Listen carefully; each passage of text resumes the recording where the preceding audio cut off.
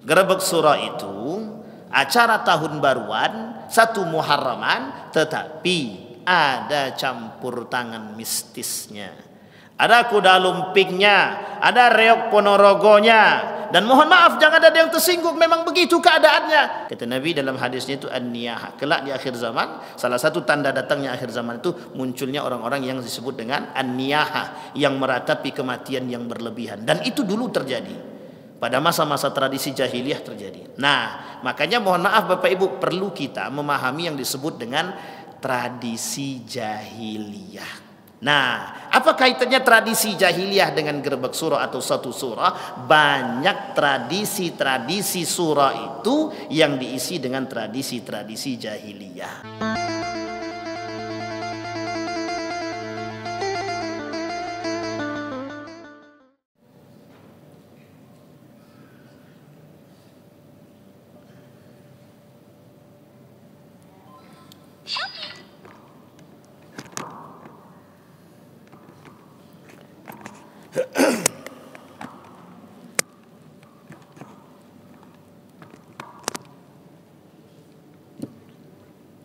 A'udzu billahi minasyaitonir rajim. Bismillahirrahmanirrahim. Assalamualaikum warahmatullahi wabarakatuh.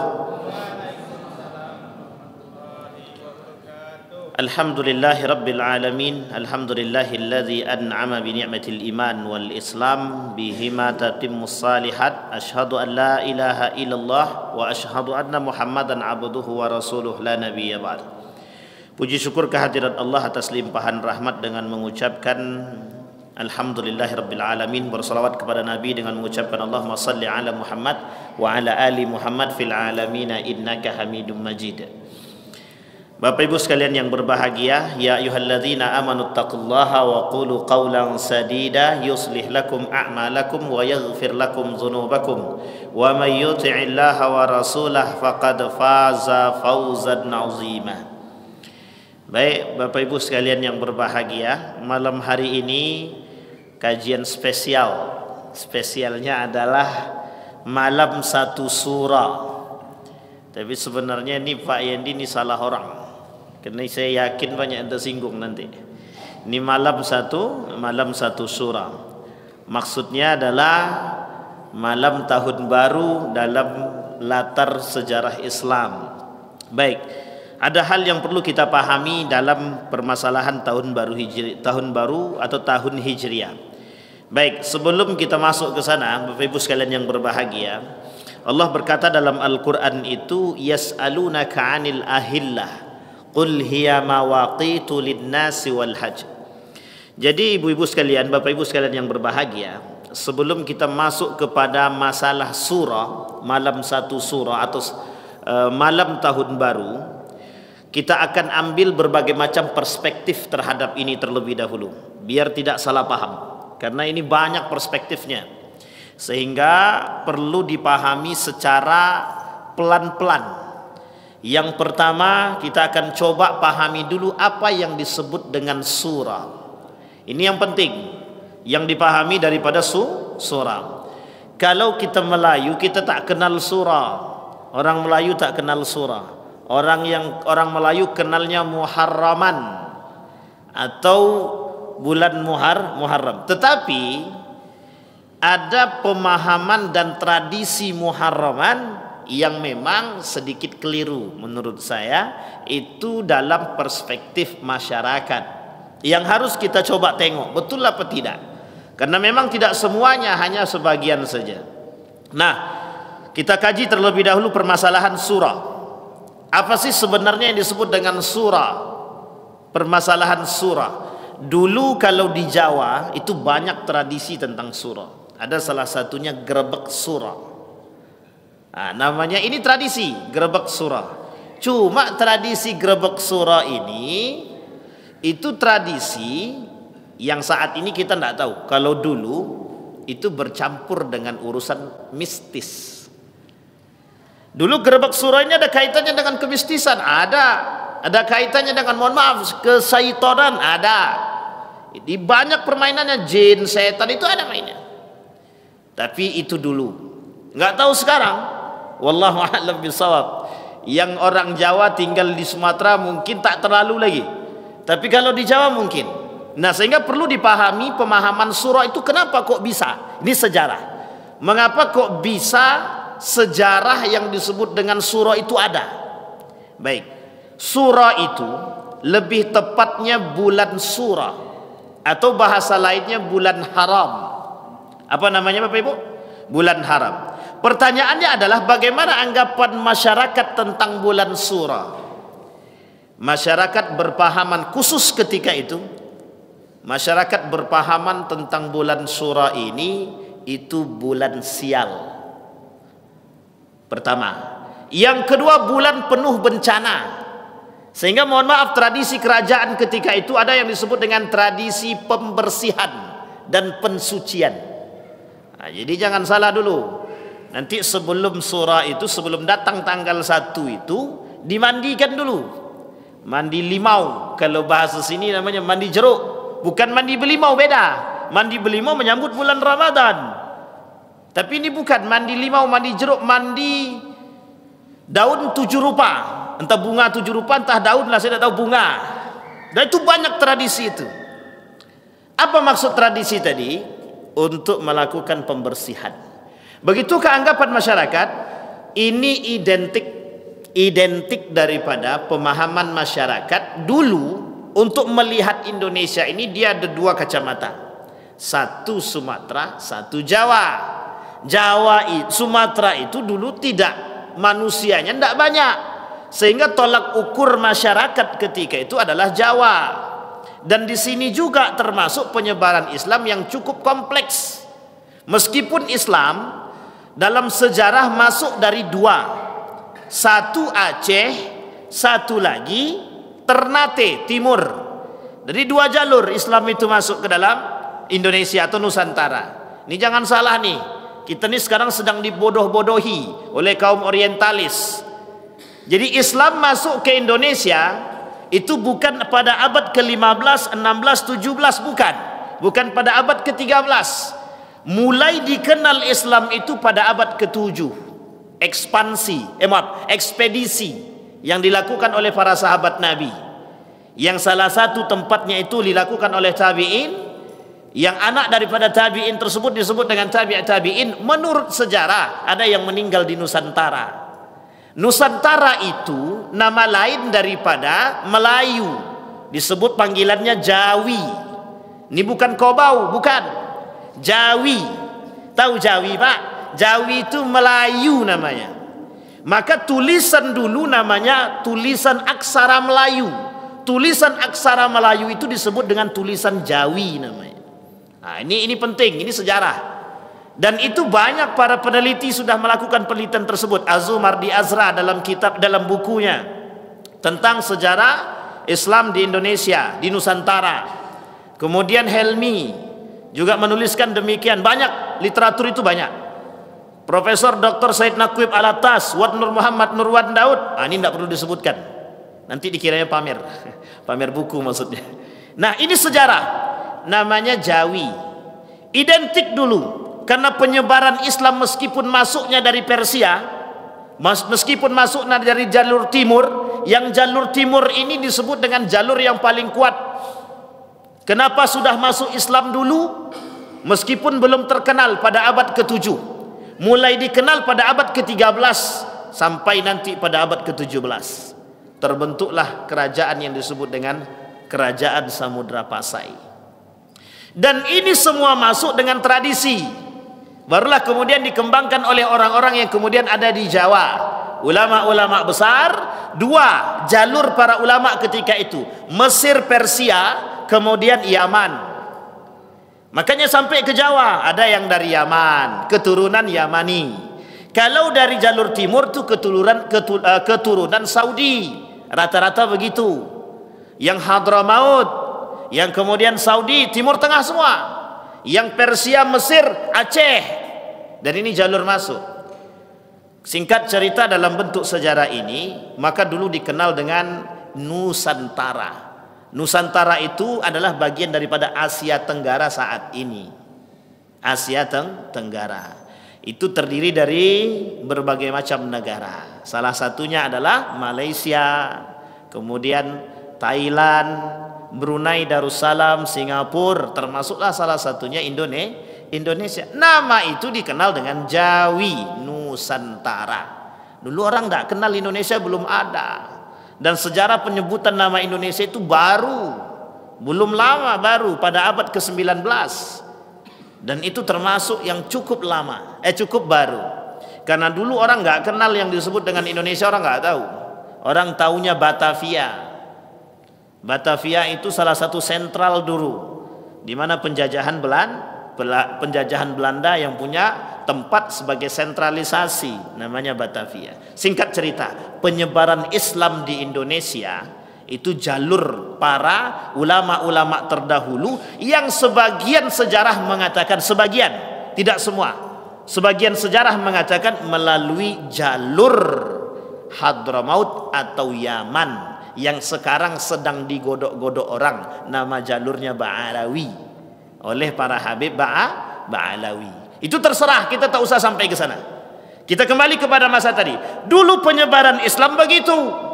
Nabi menyebarkan Islam di Mekah, dia merubah akidah dari nyembah patung paganisme menjadi harus mengikut Islam. Dulu 3 agamanya, Yahudi, kemudian Nasrani, kemudian paganisme. Paganisme 3 agama yang dimiliki oleh negara Arab ketika itu, atau bahasa lainnya Kristen waktu itu belum ada. Tapi kemudian Nabi datang dengan agama yang baru disebut dengan Islam.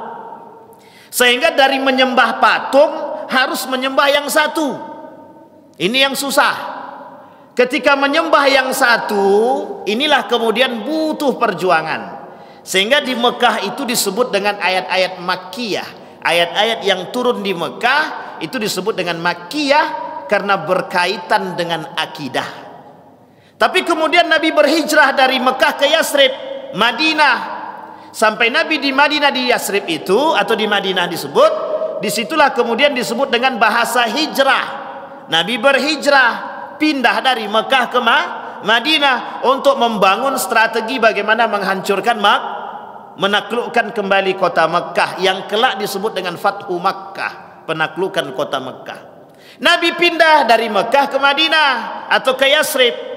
Disinilah kemudian muncul yang disebut dengan penanggalan Hijriyah.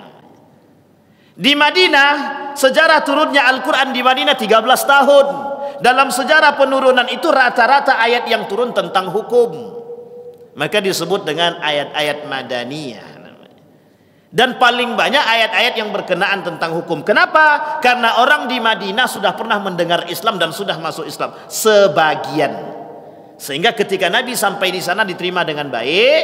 Disitulah kemudian Nabi merubah nama Yasrib menjadi Madinah atau Madinatul Munawwarah. Artinya apa? Peradaban yang bercahaya. Nah, begitu bahasanya. Sehingga Nabi bangun satu kerajaan yang disebut dengan masyarakat madani. Sampai di sini paham Bapak Ibu ya? Ini belum muncul penanggalan Hijriah, belum muncul. Nah, nanti kita bahas penanggalan Hijriah. Nah, singkat cerita, Islam diajarkan oleh baginda Nabi Muhammad SAW. Cara menyebarkan Islam itu oleh Nabi secara perlahan. Di Mekah Nabi keras, di Madinah Nabi lembut. Bahkan orang yang mabuk, kata Nabi, kalau mau salat dulu nanti baru mabuk. Artinya la taqrabu shalah wa antum sukara. Jangan salat, jangan kalian dalam keadaan mabuk salat. Nanya tuh sahabat, boleh enggak kami mabuk setelah salat? Tertawa para sahabat. Gila pertanyaannya itu. Tapi bukan masalah gilanya, begitu keadaannya. Sehingga zina tidak diharamkan secara mutlak.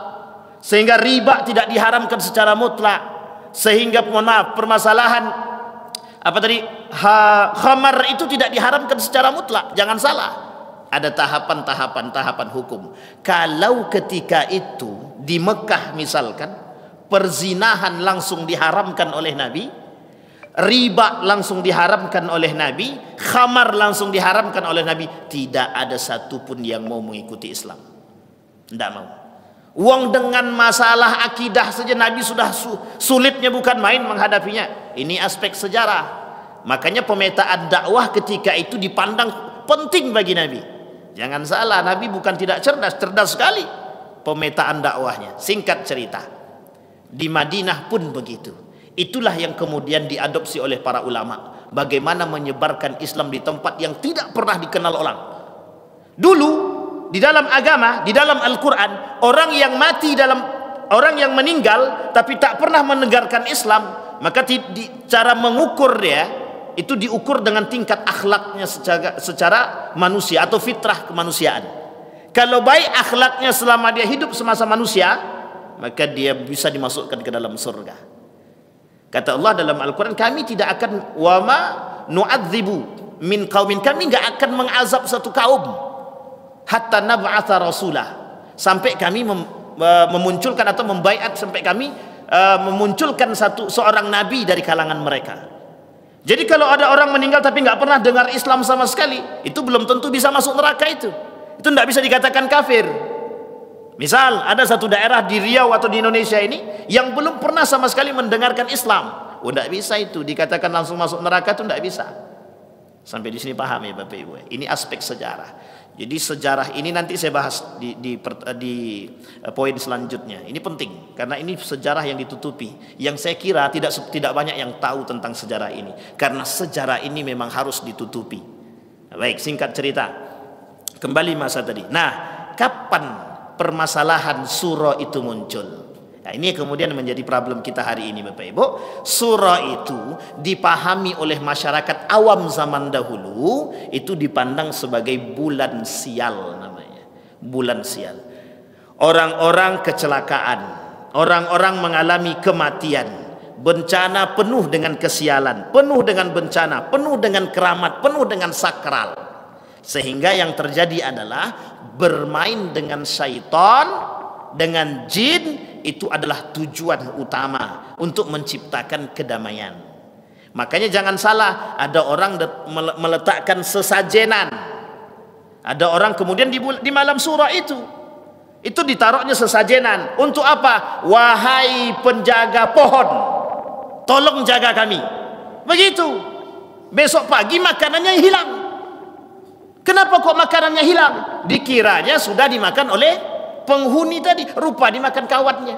Sayang, kata dia, mubazir. Nah, ini tidak ada kaitannya dengan olok-olokan, bukan.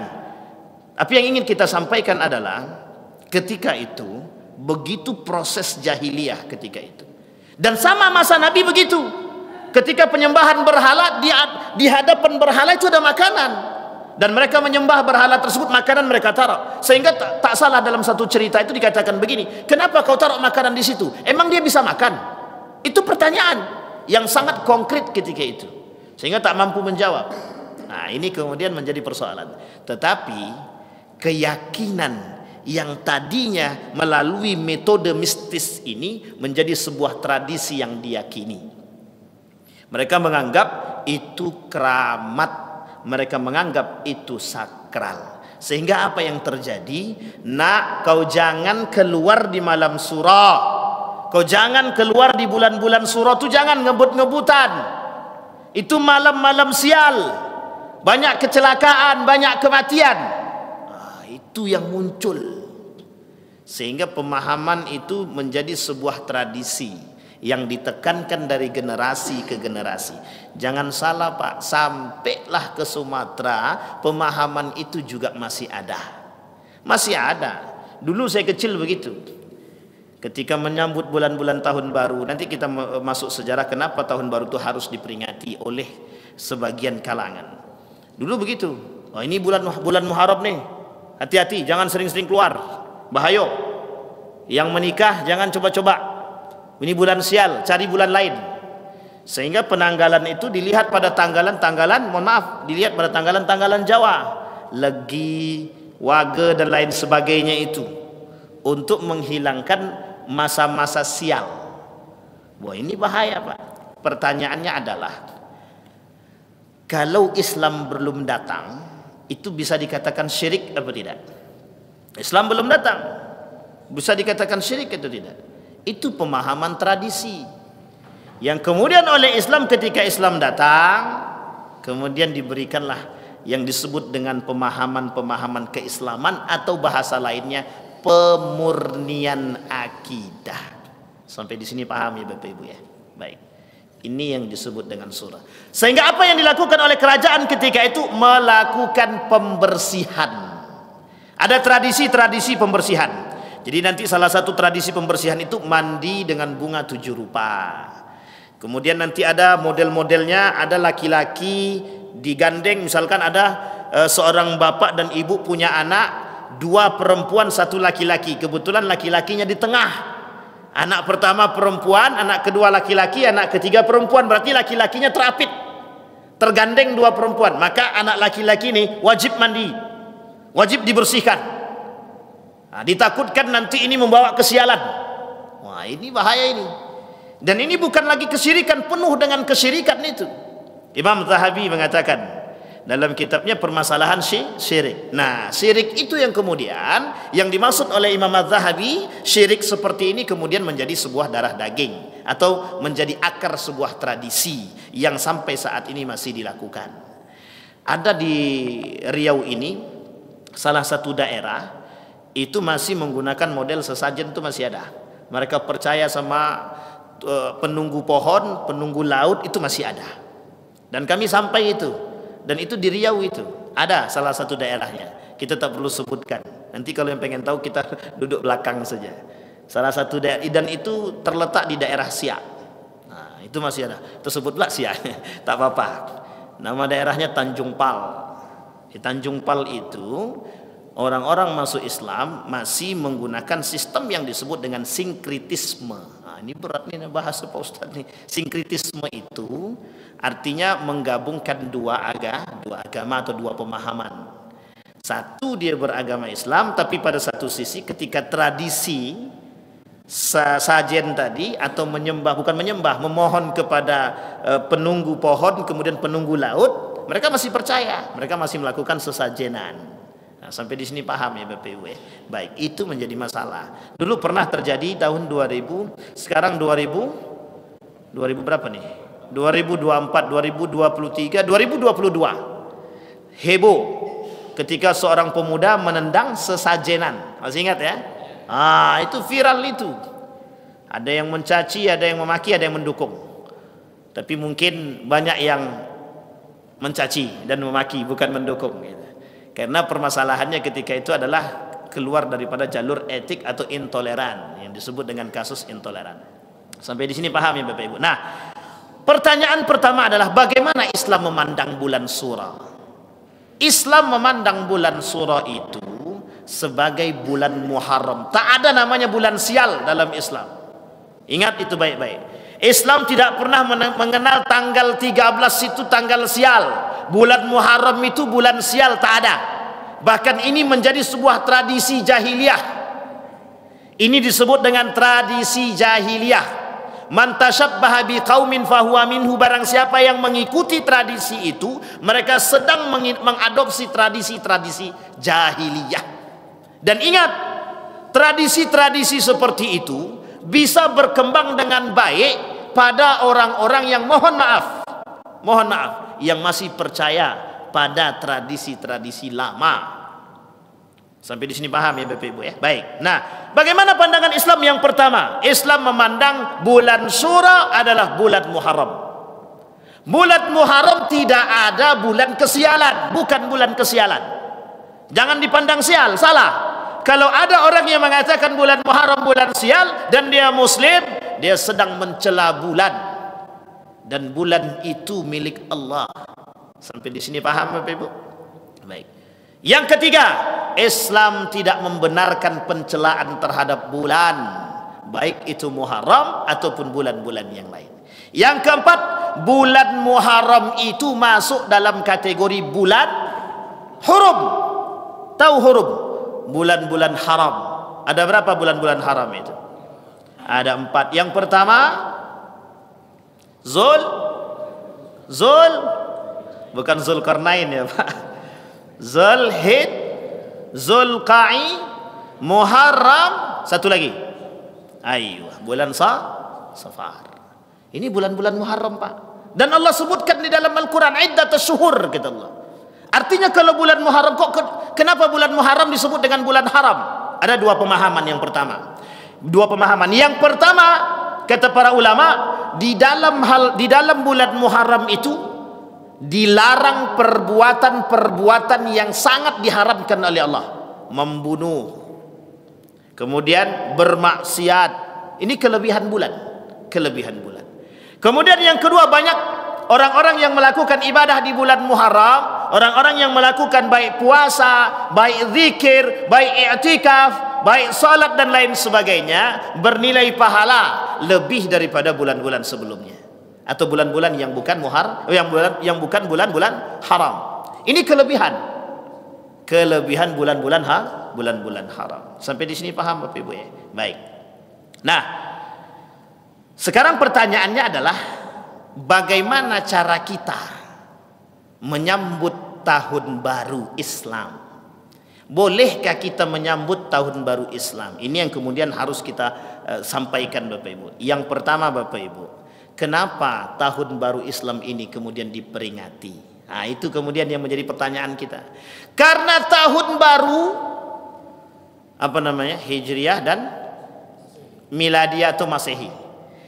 Tahun Masehi itu diperingati, dan cara memperingati tahun baru Masehi itu gila-gilaan, sampai ramai berkumpul di tengah jalan, baik laki-laki maupun perempuan, bercampur aduk, mau halal kayak mau haram lantak. Ini bahasanya, memang begitu keadaannya. Laki-laki perempuan keluar malam. Bapak ibu boleh cek besok, di tahun baru cek semua hotel penuh. Yang ngisi siapa? Anak muda. Dah nikah apa belum? Itu yang kita tak tahu. Ini kapan-kapan boleh di sweeping tuh Pak, dicek sekali-sekali. Loh, kenapa penting? Iya. Jadi ajang peringatan tahun baru itu bukan ajang untuk mendekatkan kepada Allah, melainkan untuk foya-foya, euforia, zina. Dan itu yang disebut oleh Nabi dalam hadisnya, man tasyabbaha biqaumin fahuwa min. Barang siapa yang menyerupai perbuatan-perbuatan tradisi jahiliyah kafir Quraisy, mereka bagian daripada itu. Sampai di sini paham Bapak Ibu? Nah, sekarang saya angkat sejarah sedikit. Apa maksudnya mengangkat sejarah? Perlu Bapak Ibu paham bahwa peringatan tahun baru, peringatan itu dilakukan oleh kaum orientalis untuk merusak anak-anak generasi bangsa. Peringatan tahun baru sengaja dilakukan oleh kaum-kaum Yahudi untuk menjauhkan anak-anak daripada nilai-nilai agama. Ingat itu gandengannya Bapak Ibu. Ini yang saya sebut dengan masa atau perpecahan tahunan namanya. Perselisihan tahunan namanya. Yang sampai sekarang belum selesai-selesai. Apa gandengannya? Bapak Ibu tahu itu gandengannya. Tanggal 25 Desember. Itu runtut? Ya. Runut itu Pak. Makanya mulai dari tanggal 25 sampai nanti ke akhir Desember, masuk diakhiri dengan malam tahun baru. Oleh para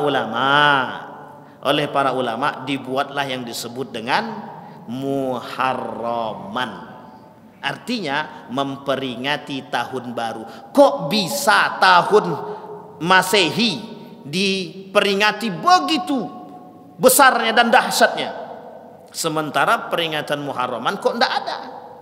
Sampai di sini paham Bapak Ibu ya? Untuk melawan tradisi yang sudah mendarah daging itu, dibuatlah tradisi Muharraman. Masalahnya adalah tradisi Muharraman yang dibuat itu ada yang keluar daripada jalur syariat, ada yang kemudian masih pada basisnya. Kita ambil contoh, Gerebek Surah. Gerebek Surah itu acara tahun baruan, satu Muharraman, tetapi ada campur tangan mistisnya, ada kuda lumpingnya, ada reok Ponorogonya. Dan mohon maaf, jangan ada yang tersinggung, memang begitu keadaannya. Ingat, para pemain-pemainnya juga diisi dengan itu tadi, ada jinnya, ada syaitannya. Betulkah demikian? Begitu yang kami temui.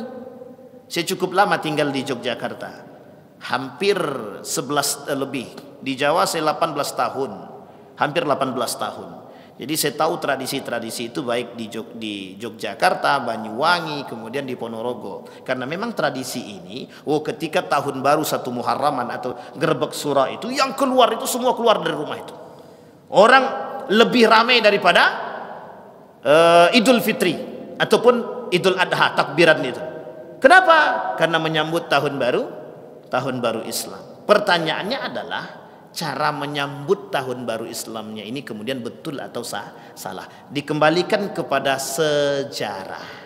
Ini nggak bisa kita langsung menghakimi langsung. Maka dikembalikan kepada sejarah. Mengapa dulu sejarah ini penting untuk dipelajari, untuk kita ketahui agar kita tidak cepat-cepat mengambil tindakan dan menghakimi satu kegiatan, perbuatan. Sehingga kita paham kegiatan Gerbek Suro itu dilakukan oleh kerajaan pada masa dahulu untuk menggait, agar orang-orang yang non muslim ketika itu, umat-umat yang tidak muslim ketika itu mengerti bahwa ada tahun baruan, dan itu salah satu cara untuk mengajak orang masuk Islam.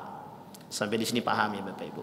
Dilakukanlah tradisi Gerbek Suro. Yang kedua, untuk menghilangkan pemahaman kesialan tadi, maka dibuatlah tradisi-tradisi demikian, sehingga tradisi-tradisi ini diisi dengan berbagai macam kegiatan, termasuklah, mohon maaf, ada yang disebut dengan mandi dengan bunga tujuh rupa, dan itu menjadi sebuah tradisi yang kental.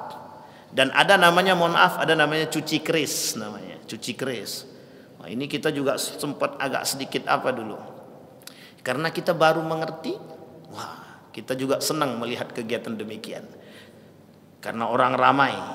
Dan ini Bapak Ibu jangan salah, karena dulu Islam yang sampai ke Jawa itu juga tidak seutuhnya mereka masuk ke dalam Islam, maka disebutlah dengan kejawen namanya. Sampai sini paham ya Bapak Ibu ya. Kalau bahasa sederhananya Islam abangan. Ini bahasa akademik, namanya Islam abangan. Satu tradisi yang disebut dengan kejawenan atau kejawen. Dulu namanya orang Islam. Apa maksudnya? Masih mengadopsi sistem sinkritisme.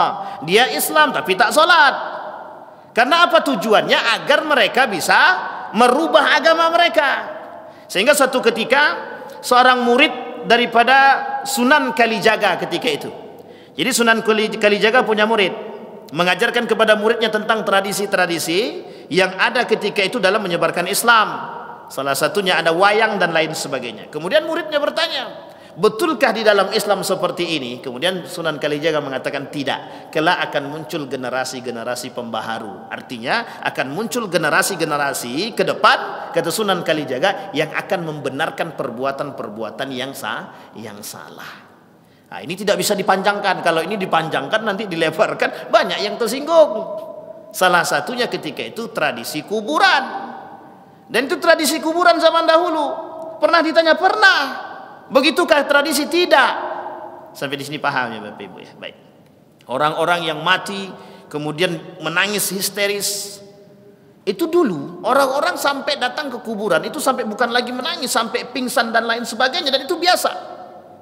Sehingga mohon maaf, tradisi itu kemudian dihilangkan. Bahkan Nabi mengatakan dalam hadisnya itu, salah satu tanda datangnya akhir zaman adalah orang yang meratapi kematian, atau bahasa lainnya an-niha, bukan nihaya, an-niyaha.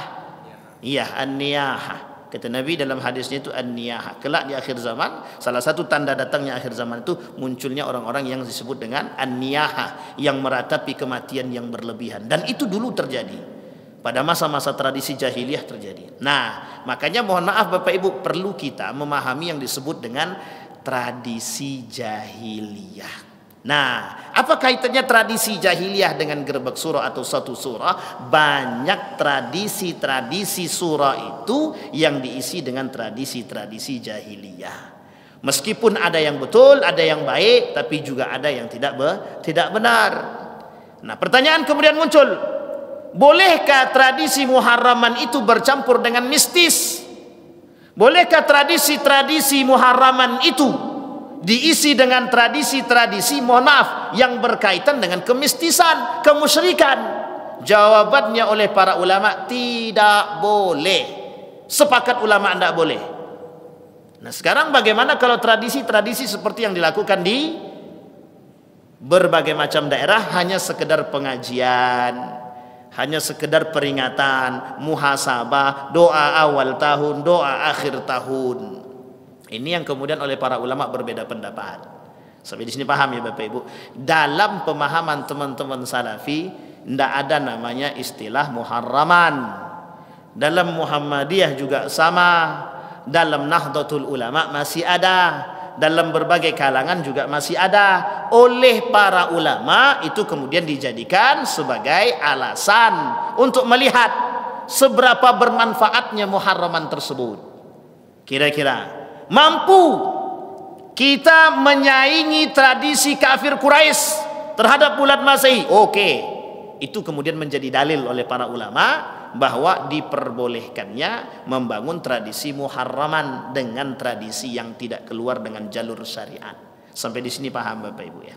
Ini yang penting untuk kita pahami hari ini.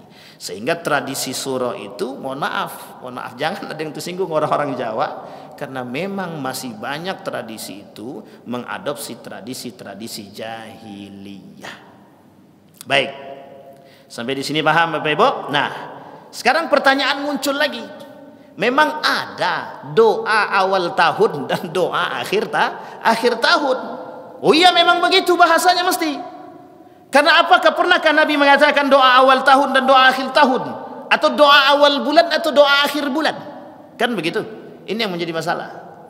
Sehingga menjadi satu hal yang disebut dengan al-hadithah, sesuatu yang baru. Sesuatu yang baru. Baik. Ada, pernah dilakukan, pernah, meskipun hadisnya tidak terlalu kuat. Pernah dilakukan, pernah, tapi meskipun tidak terlalu kuat. Tapi adakah doanya? Ada. Dan doa itu kemudian oleh sebagian kalangan dijadikan sebagai landasan atau dasar untuk berdoa di doa awal tahun atau awal bulan tahun Hijriah. Baik. Nah, sekarang sebelum kita doa awal tahun, permasalahan awal tahun, sekarang saya ingin angkat dulu, kapan penanggalan Hijriah itu ada? Karena kan selama ini kita pahamnya Hijriah. Saya yakin Pak, banyak yang tak tahu sejarah penanggalan Hijriah itu. Kapan Bapak Ibu? Ada yang sudah tahu? Kapan penanggalan Hijriah? Apa-apa ibu-ibu? Belum ada yang tahu Bapak Ibu? Baik. Sejarah penetapan penanggalan tahun Hijriah yang paling sederhana adalah ketika Nabi pindah dari Mekah ke Yasrib. Ketika Nabi pindah dari Mekah ke Yasrib, turunlah ayat Al-Quran di sana, di Madinah, yang isinya yas'alunaka 'anil ahilla qul hiya mawaqitu lin-nasi wal hajj. Karena tak tahu, karena susah menentukan. Dulu pengiriman surat itu tanggalnya kan tak ada, nggak tahu tanggal-tanggal apa yang mau dipakai. Sehingga kata Umar bin Khattab, penting kita menentukan tanggal, penting kita menentukan tahun. Disitulah penyebutan disebut dengan hijrahnya Nabi dari Mekah ke Madinah disebut dengan Hijriyah. Kita sepakat, kata para ulama, ini dalam pandangan para ulama, sepakat.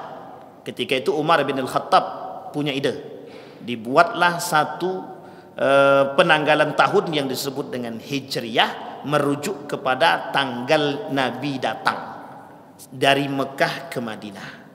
Sejarah ini Bapak Ibu tertuang di dalam Al-Quran. Apa maksudnya? Yang Allah sebut di dalam Al-Quran. Yang harus dipahami dari hijrahnya Nabi dari Mekah ke Yasrib itu adalah bagaimana dan mengapa Nabi berhijrah. Itu yang paling penting.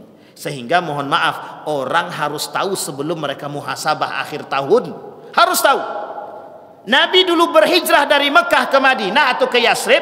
Yang pertama memperbaiki jauh lebih baik. Yang kedua membangun satu kelompok yang lebih besar agar bisa kemudian menaklukkan kota Mekah. Itu penting. Sehingga dalam strategi politik itu penting untuk dipahami. Pindahnya satu ke tempat yang lain untuk membangun. Nah, ini menjadi dalil oleh sebagian kelompok mengapa kok Palestina tidak keluar dari Palestina. Itu menjadi alasan. Karena Nabi sendiri pun berhijrah dari Mekah ke Madinah. Padahal di situ ada Ka'bah. Kenapa Nabi begitu meninggalkan begitu saja? Nah, ini alasan. Tapi Nabi punya alasan yang lain. Wa may yakhruj min baitihi muhajiran ila Allah Ini kata Allah, barang siapa yang keluar dari rumahnya kemudian berhijrah untuk menjadi yang lebih baik, kemudian di tengah perjalanan dia meninggal dunia, faqad waqa'a ajruhu 'ala Allah.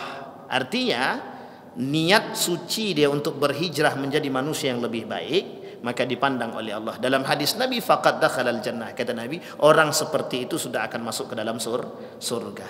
Jadi Bapak Ibu sekalian yang berbahagia, ini cerita sejarah Nabi pindah hijrah itu dikait-kaitkan dengan bagaimana manusia bisa mengambil nilai spiritual yang tinggi. Artinya apa? Ketika seseorang berada di satu tempat tidak membuat dirinya lebih baik, maka sebaiknya dia pindah dari tempat tersebut agar bisa mendapatkan kebaikan di tempat yang lain. Safir tajid iwadan amman tufariquhu, kata para ulama dalam syairnya. Keluarlah dari rumah kalian kalau tidak mendapatkan kebaikan dari tempat tinggalmu. Cari tempat yang lain sehingga engkau bisa merasakan kebaikan dari tempat yang lain. Itu penting Bapak Ibu untuk kita pahami. Ya Ustaz, aku pindah dari masjidku ke masjid yang lain biar aku lebih tenang. Itu sebenarnya hanya pelarian saja. Sampai di sini paham Bapak Ibu? Baik. Innahu ya'tina minka kutubin laisa laha tarikh.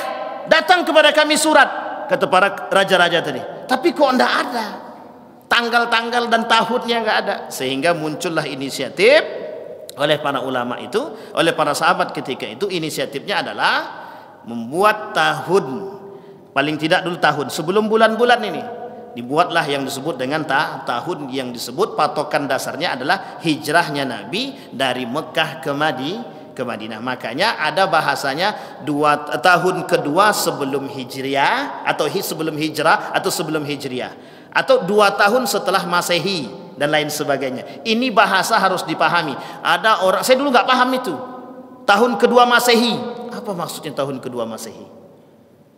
Itu nggak paham saya. Tahun kedua Hijriah, maksudnya apa tahun kedua Hijriah?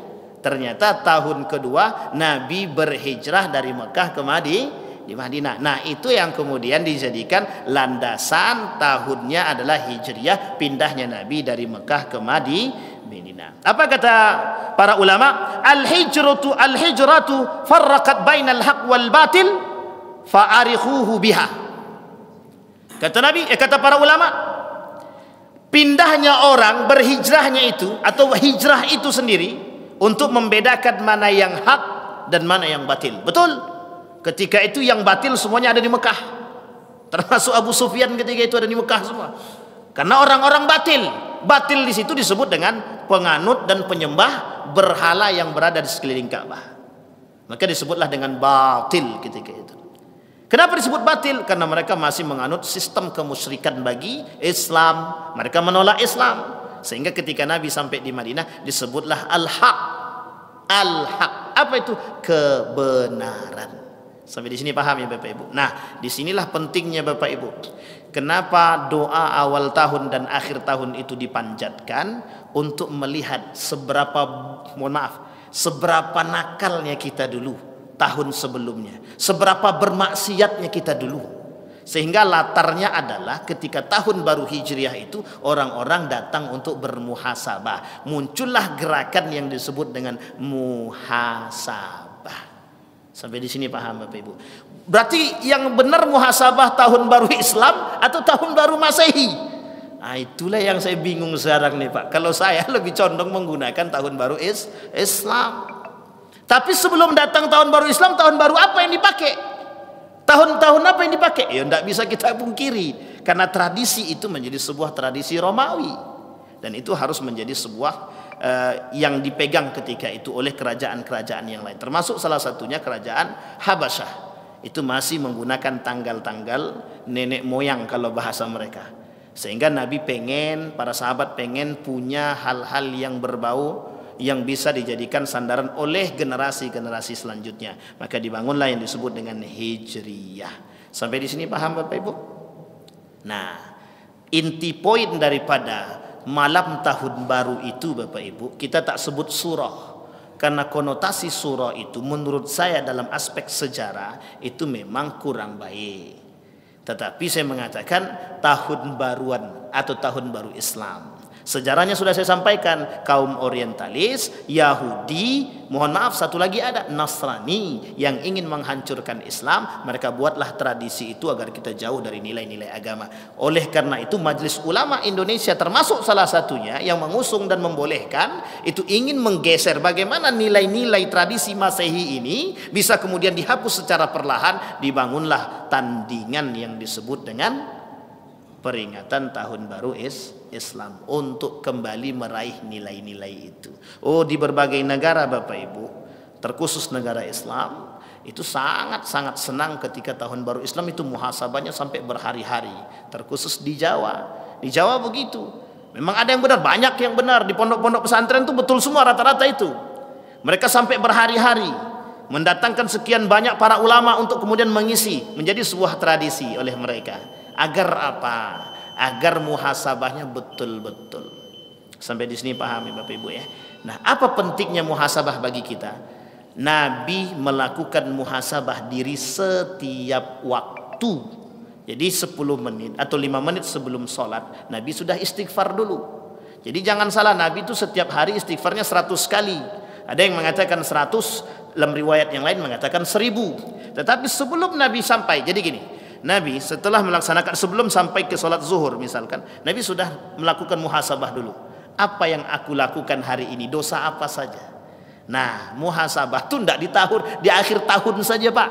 Muhasabah itu jangan di akhir tahun saja. Muhasabah itu setiap hari muhasabah. Setiap hari kita pasti berdosa. Setiap hari kita muhasabah. Nah, tapi kalau naik ke atas itu kan mingguan. Nah, itu pandai-pandailah. Ada yang mengatakan bahwa dalam hadis Nabi itu setiap Kamis malam itu diangkat itu catatan-catatan amal baik amal buruk. Saya belum berani mengatakan itu, tapi insya Allah lain waktu saya coba cari tahu kebenarannya. Betulkah demikian? Mingguan itu ada pelaporan yang dilakukan oleh malaikat kepada Allah. Tetapi memang dalam berbagai macam literatur memang disampaikan demikian. Artinya setiap Kamis malam Jumat katanya ada pelaporan. Apakah hadisnya sahih ataupun dhaif, itu yang kemudian saya belum mendapatkan kebenarannya. Insya Allah lain waktu mudah-mudahan menjadi PR bagi saya. Nah, arti penting adalah yang ingin kita ambil dari sebelum kita tutup, muhasabah itu setiap hari, setiap waktu. Jangan pernah muhasabah hanya di akhir tahun. Tapi paling tidaklah kalau selama hidupnya tidak pernah muhasabah, ya paling tidak sekali seumur hidup lah, atau sekali setahun lah dia kemudian melakukan muhasabah. Apa muhasabah yang harus dilakukan? Yang pertama, seberapa banyak maksiat yang pernah engkau buat. Yang kedua, seberapa bejaknya dirimu. Yang ketiga, untuk apa kau hidup? Orang hidup cari mulia atau cari mati mulia? Itu kemudian kembali kepada kita Pak. Yang terakhir yang penting, hidup kita ini tujuannya mati untuk ketemu dengan Allah, bukan ketemu dengan yang lain. Jadi bagaimana kita mendapatkan mati yang mulia biar kita bisa ketemu dengan Allah. Jangan sampai kita muhasabah tapi yang kita pikirkan adalah pengen menjadi hidup yang mulia. Hidup yang mulia itu biasa Pak. Punya banyak harta hidupnya mulia, tapi masalahnya tenang atau tidak, itu masalahnya lagi. Orang banyak berpikir bagaimana hidup mulia, tapi sedikit yang berpikir bagaimana mati yang mulia.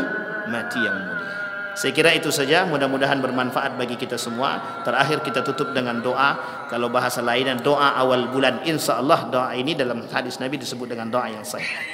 Dari Abdullah bin Hisham radhiyallahu anhu, ia berkata, kana ashabu Rasulillah sallallahu alaihi wasallam yata'allamuna hadha ad-du'a kama yata'allamuna al-Qur'ana idza dakhala ash-shahr aw as-sana. A'udzu billahi minasyaitonir rajim. Bismillahirrahmanirrahim. Allahumma adkhilhu alaina bil amni wal iman was salamati wal islam wal jiwari minasy syaitan wa ridwan minar rahman. Allahumma a'idna ala dzikrika wa syukrika wa husna ibadatik. Allahumma jannibna min munkaratil akhlaq. Rabbana zalamna anfusana wa illam taghfir lana wa tarhamna lanakunanna minal khasirin. Allahumma ij'alna minas su'ada'il maqbulin wa la taj'alna minal ashqiya'il mardudin. Rabbana atina fid dunya hasanah wa fil akhirati hasanah wa qina azaban nar. Walhamdulillahi rabbil alamin. Assalamualaikum warahmatullahi wabarakatuh.